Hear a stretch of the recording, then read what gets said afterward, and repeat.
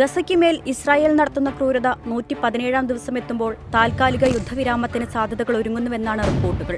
ഹമാസിന്റെയും ഗസയുടെയും പരിഗണനയിലുള്ള ഗസ കരാറിന്റെ കരടിൽ യുദ്ധം താൽക്കാലികമായി അവസാനിപ്പിക്കാനുള്ള ഉടമ്പടി ഉണ്ടായേക്കുമെന്ന് റിപ്പോർട്ടുകൾ സൂചിപ്പിക്കുന്നു. അൽ ജസീറയാണ് ഇക്കാര്യം റിപ്പോർട്ട് ചെയ്തത്. ഗസയിലെ വെടിനിർത്തലുമായി ബന്ധപ്പെട്ട് 3 ഘട്ട നിർദ്ദേശങ്ങൾ പഠിക്കുകയാണെന്ന് ഹമാസ് സ്ഥിരീകരിച്ചു. പാരീസിൽ വെച്ച് യുദ്ധം അവസാനിപ്പിക്കാനും ഇസ്രായേലിന്റെയും പലസ്തീന്റെയും തടവുകാരെ കൈമാറ്റം ചെയ്യുന്നതും 3 ഘട്ട നിർദ്ദേശങ്ങളിൽ ഉൾപ്പെടുന്നു.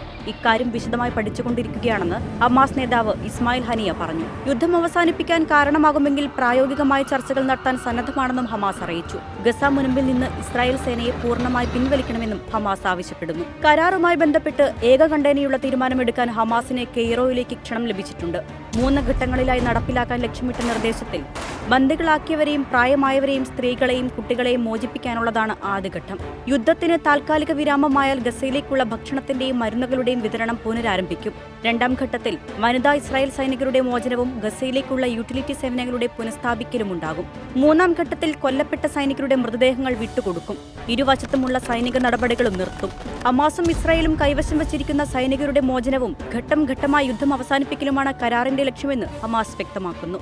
കരാറിന്റെ അനന്തരഫലങ്ങളും ഹമാസ് ബന്ദികളാക്കിയവരെ മോചിപ്പിക്കാനുള്ള ശ്രമങ്ങളും ചർച്ച ചെയ്യാൻ തിങ്കളാഴ്ച ഇസ്രായേൽ മന്ത്രിസഭാ യോഗം ചേർന്നിരുന്നു. US, ഈജിപ്ത്, ഖത്തർ എന്നീ രാജ്യങ്ങൾ കരാറിനോട് അനുകൂല നിലപാടെടുത്തുവെന്ന് ഇസ്രായേലി ന്യൂസ് പേപ്പറായ ഹാരറ്റ്സ് റിപ്പോർട്ട് ചെയ്തു. സ്ത്രീകളെയും പ്രായമായവരെയും ഉൾപ്പെടുത്തി ആദ്യഘട്ടത്തിൽ 35 ബന്ദികളെയായിരിക്കും ഇസ്രായേൽ മോചിപ്പിക്കുക.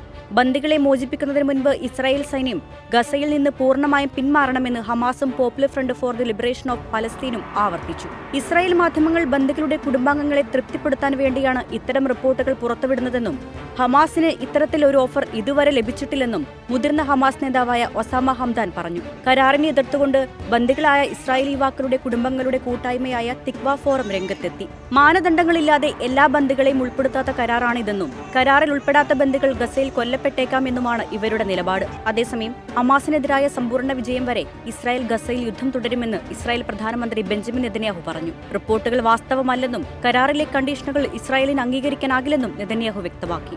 ഗസയിൽ നിന്ന് സൈന്യത്തെ പിൻവലിക്കില്ലെന്നും ഏതെങ്കിലും കരാറിന്റെ ഭാഗമായി പലസ്തീൻ തടവുകാരെ മോചിപ്പിക്കില്ലെന്നുമാണ് പ്രധാനമന്ത്രിയുടെ നിലപാട്. എന്നാൽ കരാറിനോട് അനുകൂല നിലപാടെടുക്കാൻ നെതന്യാഹുവിനോട് ബന്ദികളുടെ കുടുംബങ്ങളിൽ നിന്ന് വലിയ സമ്മർദ്ദമുണ്ട്. തീവ്ര വലതുപക്ഷ ഇസ്രായേൽ മന്ത്രി ഇറ്റാമർ ബെൻഗ്വിർ ഹമാസുമായി കരാറിൽ ഏർപ്പെട്ടാൽ അത് സർക്കാരിന്റെ പതനത്തിന് കാരണമാകുമെന്ന് നിലപാടെടുത്തു. വലതുപക്ഷ മന്ത്രിമാർ കരാറിനെ എതിർക്കുമ്പോൾ ബന്ദികളാക്കിയവരെ തിരിച്ചെത്തിച്ചാൽ സർക്കാരിന് പിന്തുണ നൽകുമെന്ന് ഇസ്രായേൽ പ്രതിപക്ഷ നേതാവും മുൻ പ്രധാനമന്ത്രിയുമായ യായർ ലാപ്പിഡ് പറഞ്ഞു. അതിർത്തികളിൽ വിതരണം ചെയ്യാൻ കഴിയാത്ത ഭക്ഷണ സാധനങ്ങൾ കൂമ്പാരമായി കെട്ടിക്കിടക്കുന്നതോടെ ഗുരുതരമായ ഭക്ഷ്യക്ഷാമമാണ് നിലവിൽ ഗസ ജനത അനുഭവിക്കുന്നത്. കടുത്ത വിശപ്പ് അനുഭവിക്കുന്ന ഗസയുടെ ഇപ്പോഴത്തെ അവസ്ഥ നരകതുല്യമെന്നാണ് ലോകാരോഗ്യ സംഘടന വിശേഷിപ്പിക്കുന്നത്. കടുത്ത ക്ഷാമമുണ്ടായിട്ടും ഖാൻ യൂനിസിലെ നാസർ ആശുപത്രിയിലേക്ക് ഭക്ഷണം എത്തിക്കാൻ കഴിഞ്ഞില്ലെന്ന് ലോകാരോഗ്യ സംഘടന പറഞ്ഞു. വടക്കൻ ഗസയിൽ ഭക്ഷണം വിതരണം ചെയ്യവേ കൂട്ടമായെത്തിയ ആളുകളെ നിയന്ത്രിക്കാൻ കഴിയാതെ വന്നതോടെ തിക്കിലും തിരക്കിലും പെട്ട് 2 പേർ ശ്വാസമുട്ടി മരിച്ചു.